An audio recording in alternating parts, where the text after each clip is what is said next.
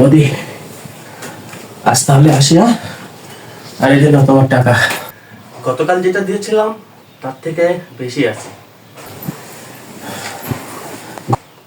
লাগলে বলো, আরো দিব, সমস্যা নেই। তুমি শুধু আমার দিকটা একটু দেখবে। দেখ, আজকে তাহলে আসি। হ্যাঁ, ঠিক আছে, আবার কাল আসবো। না,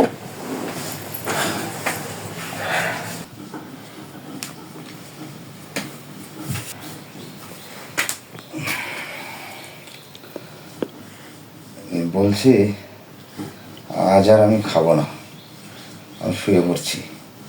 আমার শরীরটাও না খুব একটা ভালো না।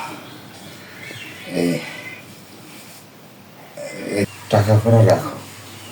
আরে তোমার হাতে এগুলো কি হয়েছে? হ্যাঁ, না, তেমন কিছু না। ওই ওই দিনেশদার দোকানে কিছু রড এসেছিল, তো ওরা নামানোর জন্য লোক পাচ্ছে না, তাই আমি একটু নামিয়ে দিয়েছি আর কি। তাই বলে তুমি এই অসুস্থ শরীর নিয়ে এগুলো করবে? হ্যাঁ, তো ওখানে ডাক্তার ভারী কাজ করতে বারণ করেছে। বেঁচে থেকে কি লাভ দীপালি, যার স্ত্রী কিনা অন্য পুরুষ নিয়ে তার ঘরে শুয়ে থাকে, আর সেই দৃশ্য না তার স্বামীকে দেখতে হয়।